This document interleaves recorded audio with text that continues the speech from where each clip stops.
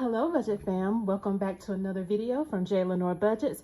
This is your girl Jay, and in today's video we are going to go over how I budgeted the funds that were available to me from the 121 pay period. So if that's something you're interested in seeing, please keep watching.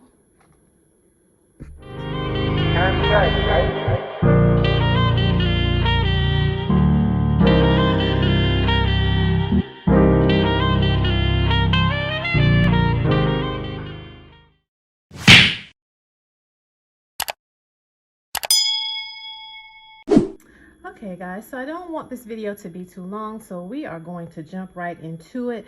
But first of all, I would like to say thank you so much for being here and for joining me on this journey.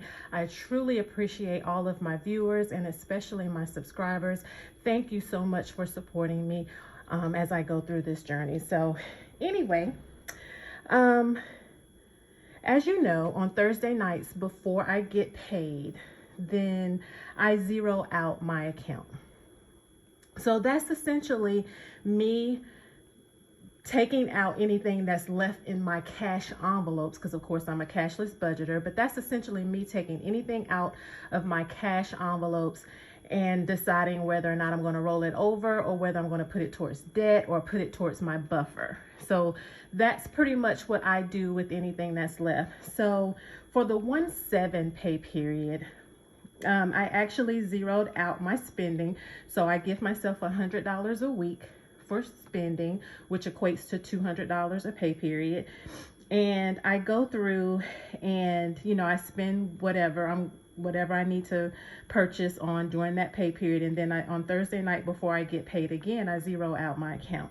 So of course the first week was a lot of eating out because I did not go to the grocery store. However, for the second week, I ended up getting grocery. I put it on a credit card because that particular credit card that I put it on gives me cash back. So I put it on a credit card and then I turned around and paid it back off.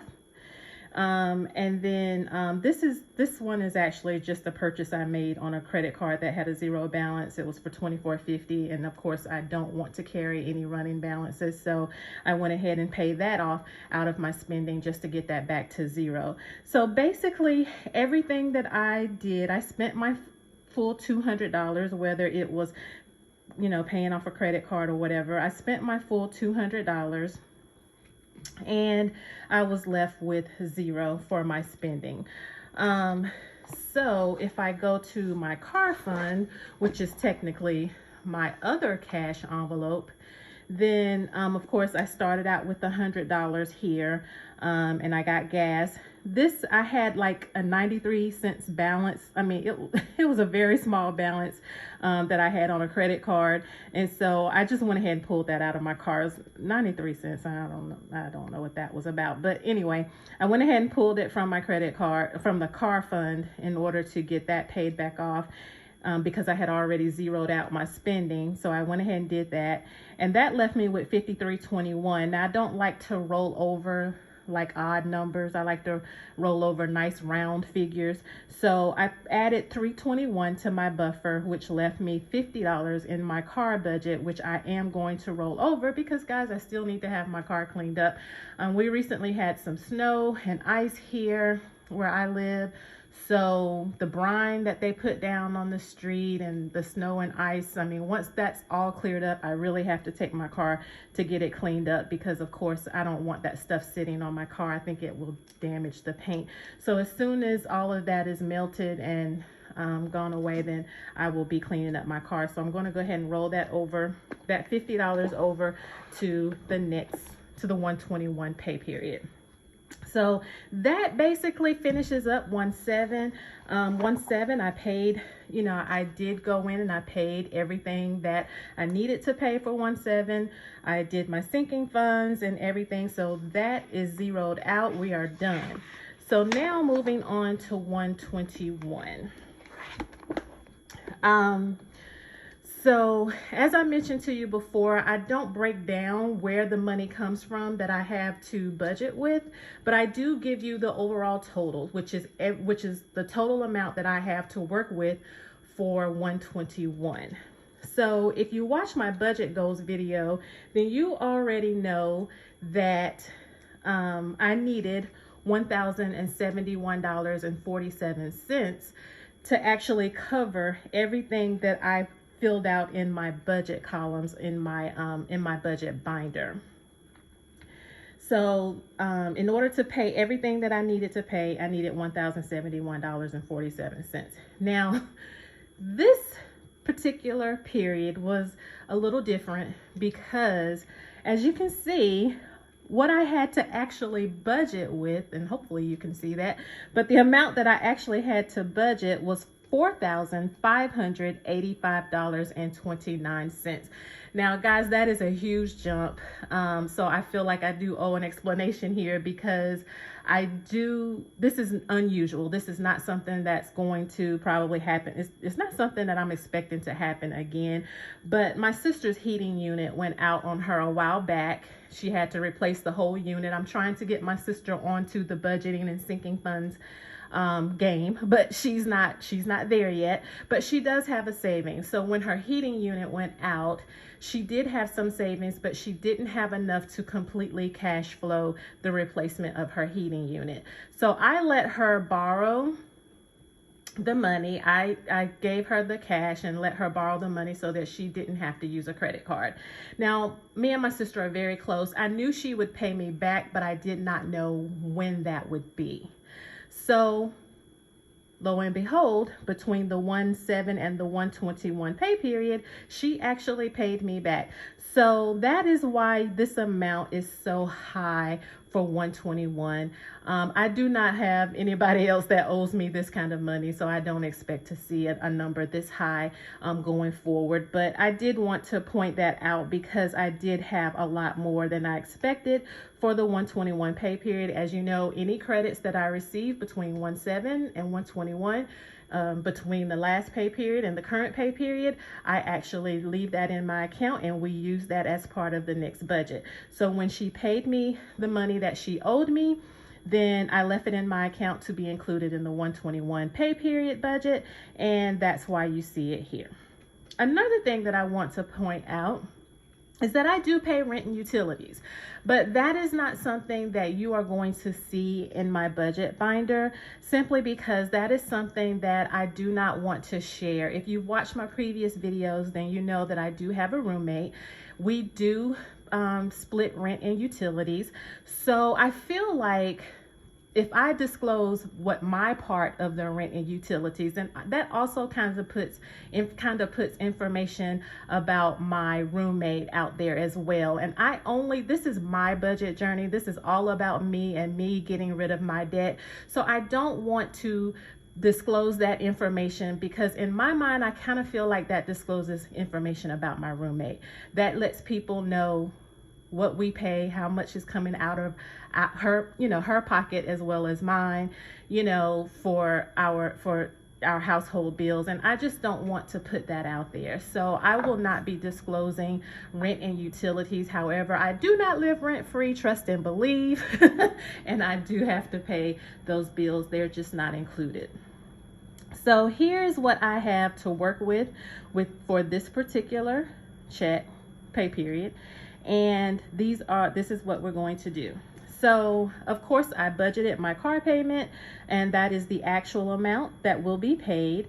My cell phone budget was $115. That actual bill was $114.05. So that actually came to a total of $435.52. So once I subtract that from my beginning amount, I now have $4,149.77 that comes down to, that I will bring down to my cash envelope section. So this has not changed, guys. This is still the same $270 total.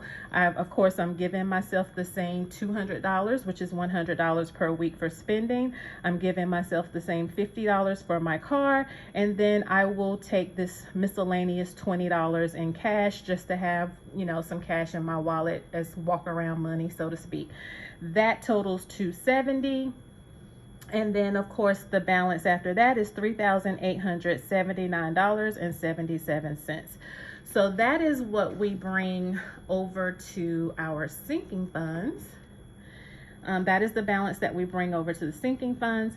I did stick to funding the same amounts that I had budgeted, even though I had more money to work with.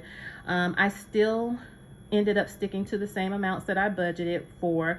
So that was $130 total for my sinking funds. So when you subtract that from the carryover balance, that brings us to $3,749.77. And the reason that I stuck to the same amounts for my sinking funds is because I gave extra to my debt. So of course, you know, I've already paid off one credit card and gotten rid of that credit card. The next up was my personal line of credit, which is this account, the PLOC.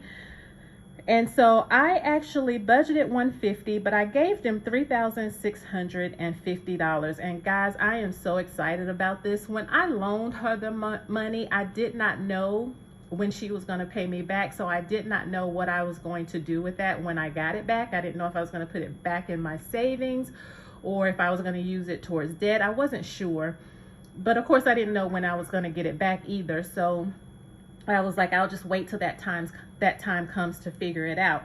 So when she gave it back to me, I made the decision to go ahead and put this towards my personal line of credit, because if you saw my debt confession video, you know that the balance on this was $4,700 plus. I mean, there was some change, like $4,770 and some change or something, but I owed basically $4,700.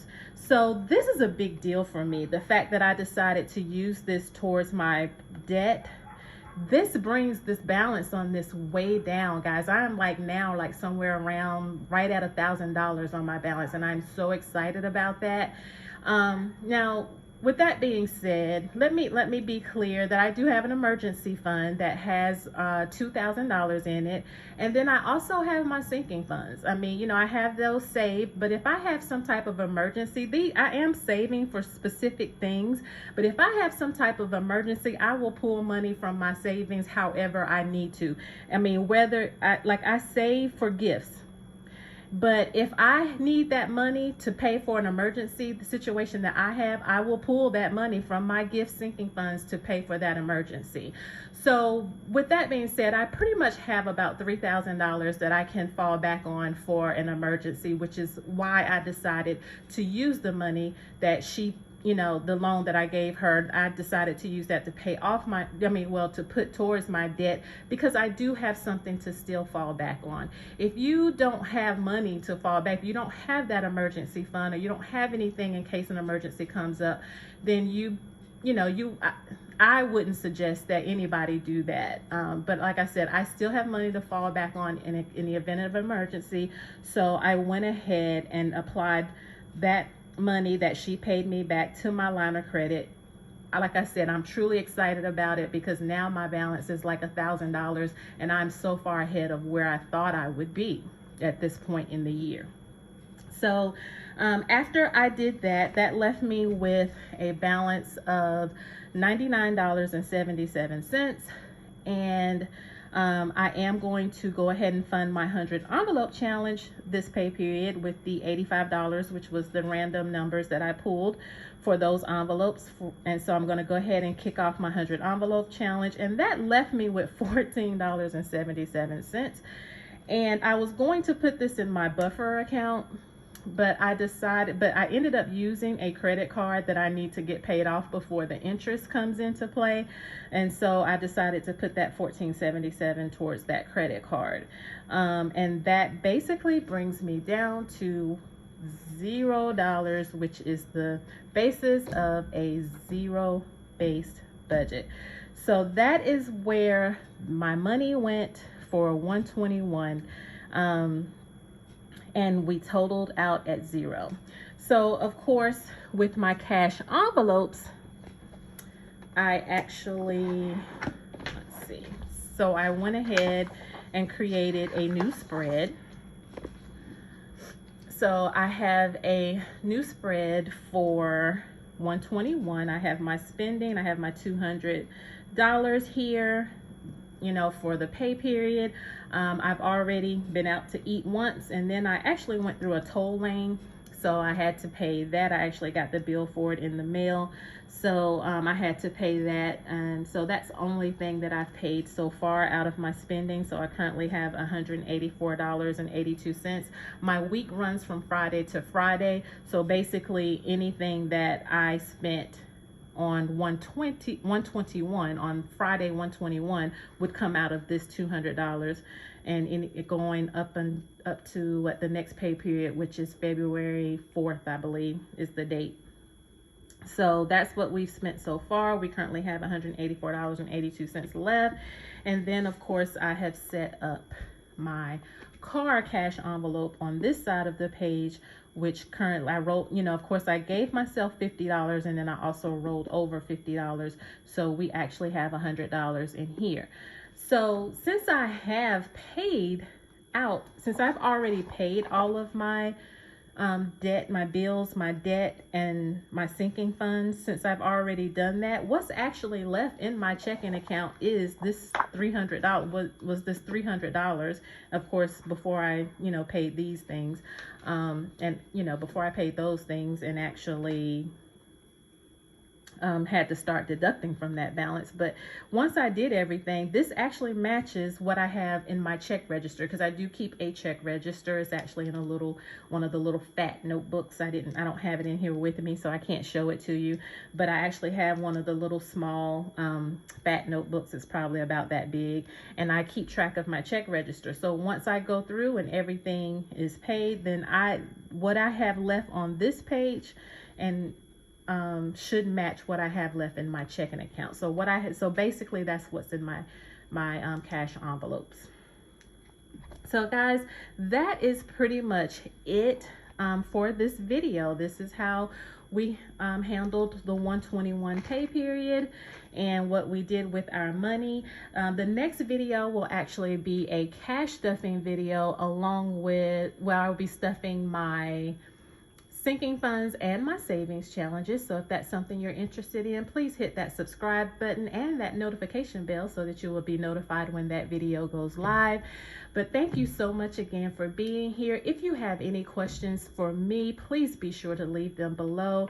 If there's something that you would like clarification on, or any questions that you have, I'm happy to answer your questions and continue to share, how it is that I process in my head what I do each pay period. So guys, thank you so much for being here. I hope you have a wonderful and blessed day. Thank you, and bye.